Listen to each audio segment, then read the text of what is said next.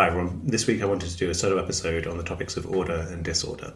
So I find myself thinking a lot about the origins of individual suffering and discord, but also suffering and the discord that creates it on a societal level. So when we think about our global technological industrial society and its mode of growth and narratives of progress, I find myself wondering whether we can find whether that perspective is one where we're actually heading in a good direction, where there's genuine long-term progress to be found, or if we're stuck in some kind of psychosis, some kind of delusional group narrative, and it's actually creating more suffering than it's relieving. So the way that I think about this is really in terms of quite basic metaphysical dynamics. So when you think about existence, disorder is a given. And the way that I like to think about this is usually cast out in terms of the second law of thermodynamics, that everything moves towards increased entropy, increased disorder.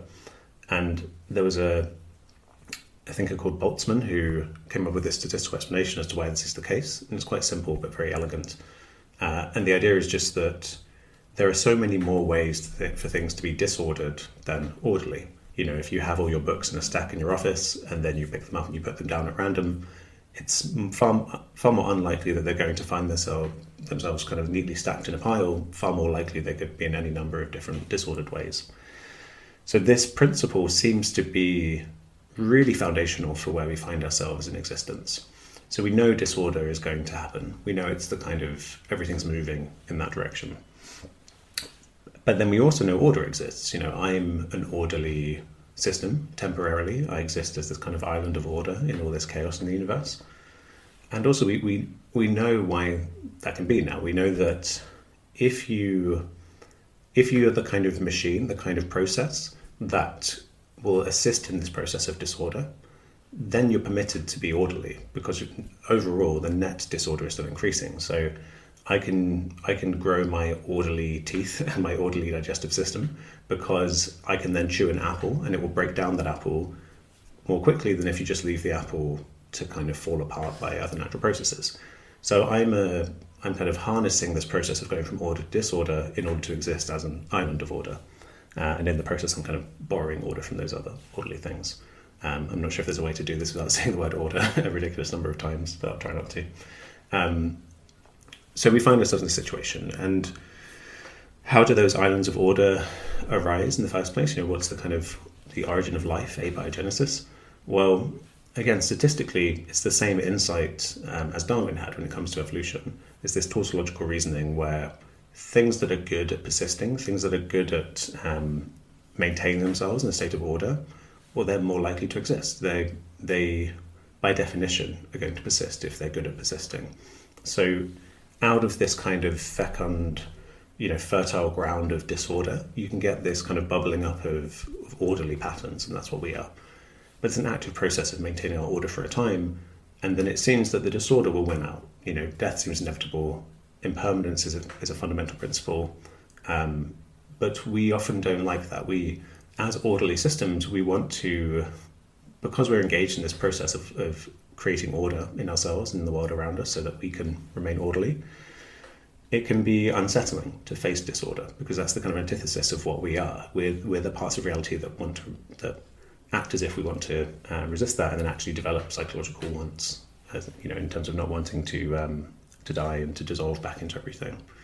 So these are the dynamics that are in our in every aspect of what we are. This is running through us, this tendency towards order and the resistance of disorder. If we didn't resist disorder, we wouldn't exist. We would just be like all the other disorderly, non-living things in the universe. So if you consider that to be, if you understand that's what we are, well, then we come together and as I alluded to, we use technology and we come together in societies and we try to come up with systems that will maintain our order better.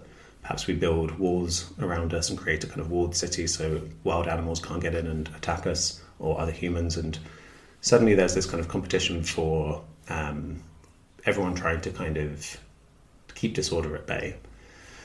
Now, at the level of the individual, the same thing is true. If you're if you have something traumatizing happen to you, something overwhelmingly fear-inducing, you can get stuck in an inability to face disorder. You came too close to death, for example.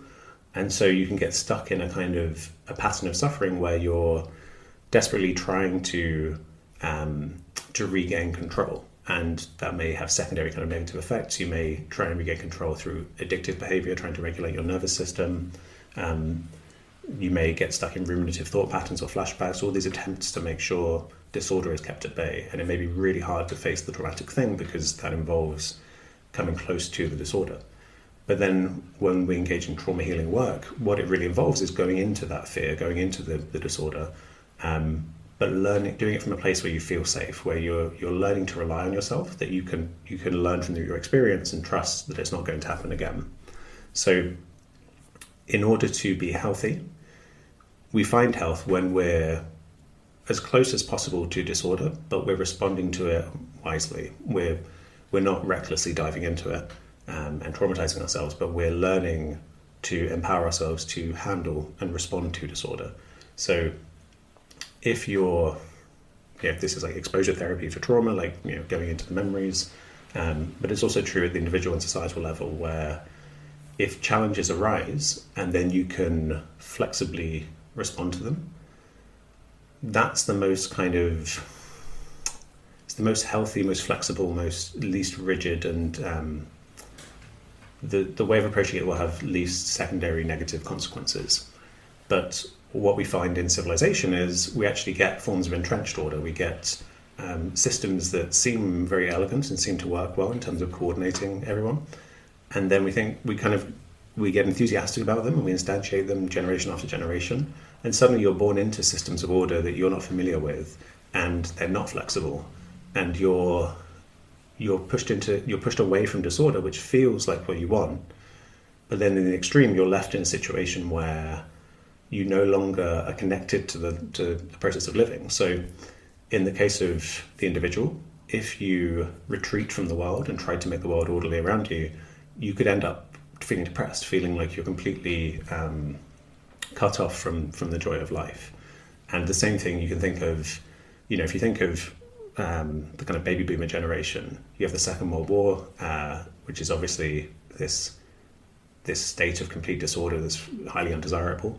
And then you have a generation that's born and they are obsessed with stability, with, the mainstream narrative is move to the suburbs, get your white goods, your fancy new things in your kitchen that will do all your kind of labor saving devices that will make your life easier and stable. And so that's the superficial image that's obsessed with order, but underneath it you have, horrific things happening. If you think of what race relations were like in America in the 50s before the Civil Rights Movement, there was so much visceral suffering going on, but you had this real squeaky clean kind of image that the mainstream was trying to maintain. And so you get this, if you think of those people, imagine the person who does succeed in getting everything they want, and the cliche of finding that doesn't make them happy and they feel kind of hollow and empty inside.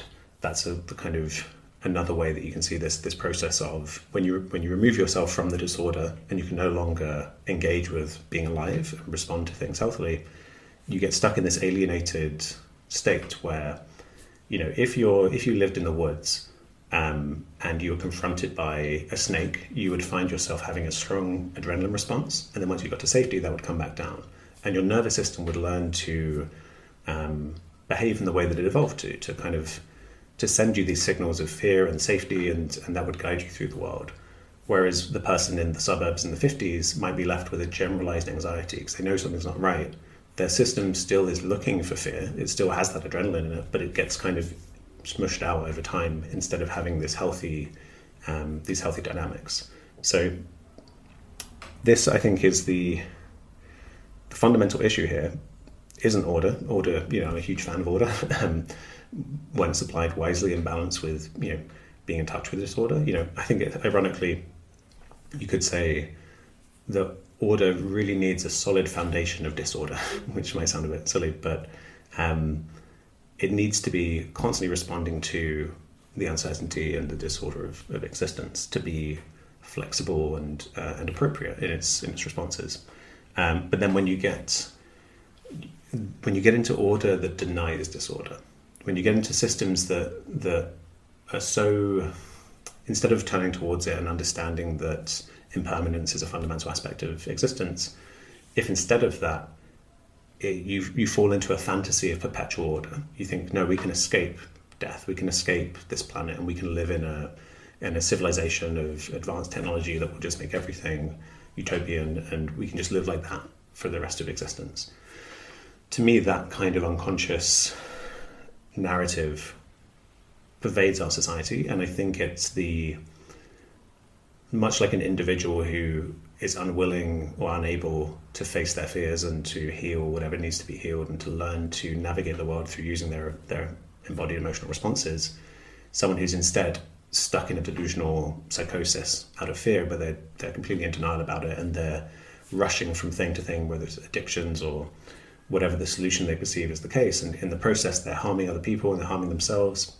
I think that's the kind of frantic societal mindset we have, this crazed rush towards growth, towards technological progress, because of this deep inbuilt fear of disorder. Now, you see this in the people who are most celebrated and most well known in our society, people like Elon Musk, who want to make us into an interplanetary species. This is the kind of the epitome of this idea, right? You get off this planet, and then if you can go to other planets and you can get this kind of exponential growth of colonized solar systems, then actually that's the only way you could even entertain the idea that the human species might have a kind of indefinite future, right?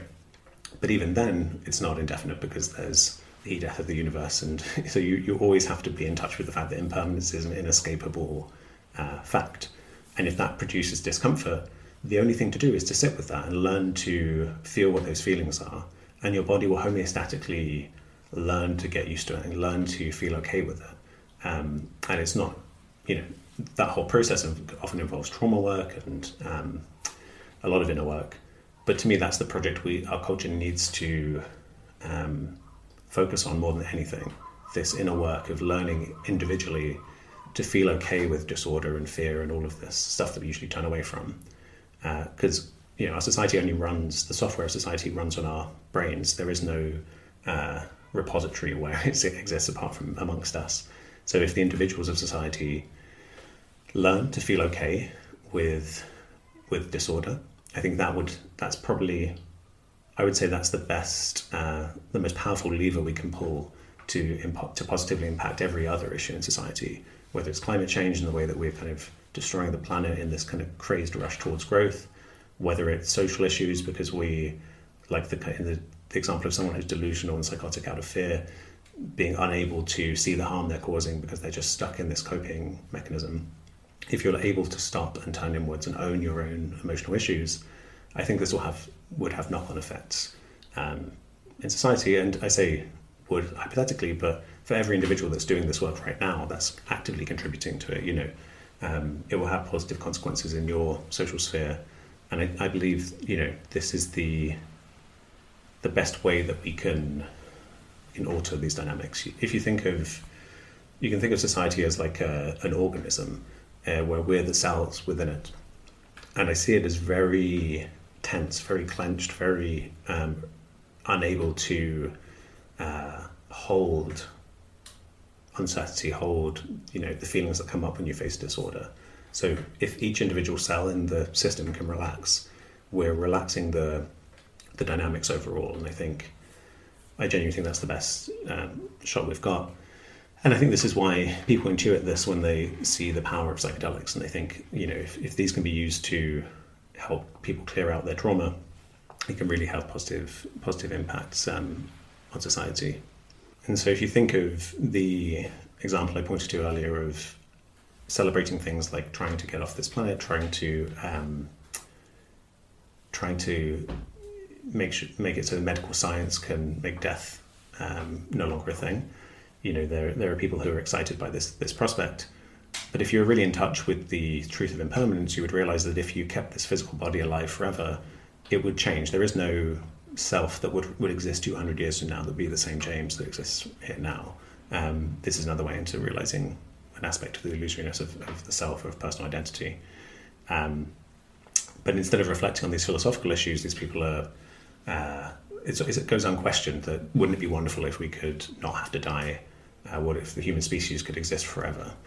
But I think if you start to question these things, they less obviously, they seem less wise than they might position themselves as being.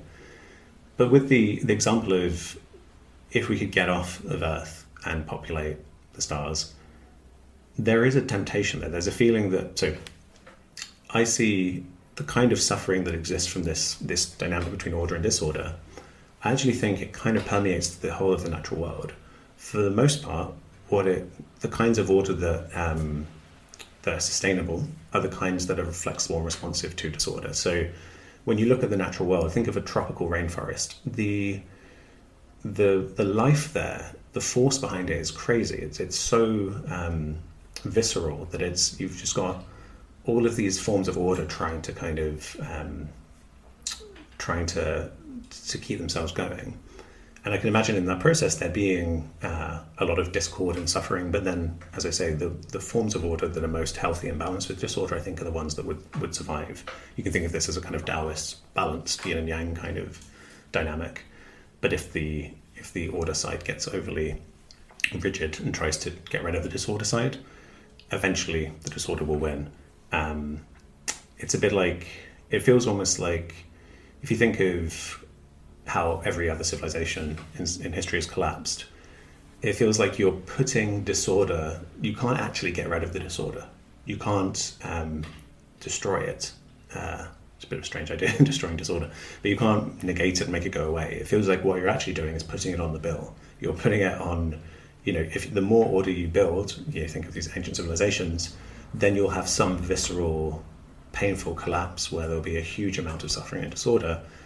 And so it seems to me that there's almost a principle where for the order you build is going to be balanced by an equal amount of disorder, and you're just extending it over time and accumulating it into one period instead of dealing with the disorder as it arises day to day, which would happen if we lived in kind of closer connection with nature. If you had people who are more engaged in the process of feeding themselves, they would be more in touch with the stress of the uncertainty instead of just going to a supermarket and thinking, okay, the food will be there.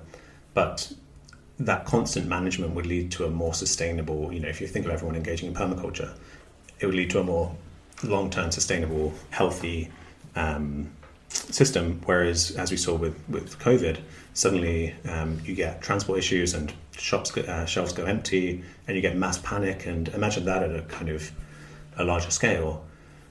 All of that anxiety around, are we going to be safe? Are we going to have food to eat? It's still there, but it can come out in much more visceral ways that we're not as well equipped to handle. Whereas we are more well equipped to kind of handle flexibly adapting year to year. So when you think of this image of evolution, of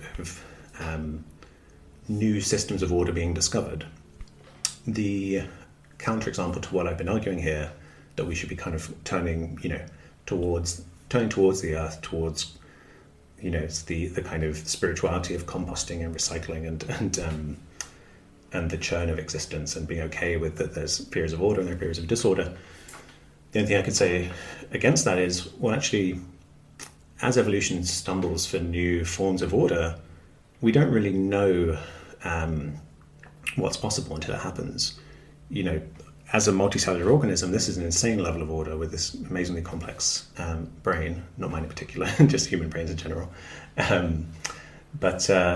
So who knows, actually? There is a chance that we do cross this threshold of get off the planet, and then we become this interplanetary species, and we take on new traits, and we just enter a new phase of life.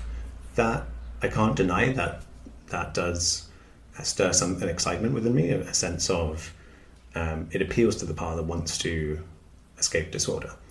But everything I've said still stands in terms of the lack of wisdom around it. So you could still engage in that goal, but it could not hurt to do it from a place where you are also turning inwards, turning towards the planet.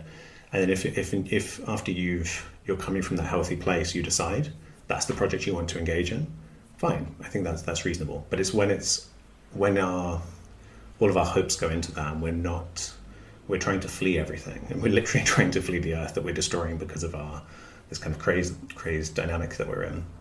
So I think it could never be unwise to turn towards impermanence. And so if you meditate, you'll notice, in Buddhism, noticing impermanence is a foundational aspect of many traditions, and you can notice it in every aspect of your experience. Nothing is permanent. And it doesn't seem a leap then to extrapolate from there that if the phenomenal world of your experience is entirely impermanent, it seems that kind of whatever the ground of being is that we're in, the noumenon of existence seems reasonable that it's also a flux, a process, an impermanent process of change, and that permanence is really a fantasy of ordered systems like ourselves. It's a dream of perpetual order. And so we see the world through these concepts where we say, this is that and that's that. And we say things are a certain way and that they're stable and that I'm a self, and it's all this psychological process. So in this picture, all of existence is process, impermanence, flux. Every idea of permanence and order is a fantasy. There's obviously some forms of order, as I mentioned, physically, but permanence probably is the better word here. When you think of order that thinks it's going to exist forever. So what this means for us individually and society, I would advocate for everyone engaging in this process of turning inwards, learning to feel okay with impermanence, learning to address whatever the traumas and the fears and the emotional stress that have happened in your life are, that prevent you from feeling okay with impermanence. And in the process, we'll be making ourselves less reactive, we can behave more wisely individually and collectively. And in the process, we just learn to trust our embodied responses that evolve to help us guide us through a world that does have, a lot of disorder in it. And the wonderful thing is, engaging in this process, as we see the horrors that are, going to happen with ecological collapse and climate change, at every stage, it's always wise to engage in this work and create a culture of healing, a culture of trauma healing and feeling grounded. And so even if you're at this stage now and you want to do something to do whatever you can to reduce the impact of the catastrophes that are coming our way, it can only be helpful to do that from a place of feeling grounded and healthy. When people are in disaster zones and they're facing the traumas of these events, again, spreading trauma healing, having a culture where we can support each other in trauma healing is, I think, the best thing we can do. And after any kind of, if things get really bad with climate change, then the choice will be between this kind of healing for everyone or eco-fascist kind of pull up the borders, aggressive psychology of separation where it's about competition and domination, and that comes out of this secondary process of not being in touch with impermanence, but reactively wanting to hold on to the order for yourself. So I think this is the center of the bullseye when it comes to what we can do individually and collectively, which is why I'm spend so much time thinking about it and talking about it. And it ultimately comes down to learning to feel your emotions, let them guide you through the world, be in touch with nature and whatever that brings up, being in touch with disorder and impermanence. And I think if you do that, you'll be doing your part for yourself, but also for the world. Thanks.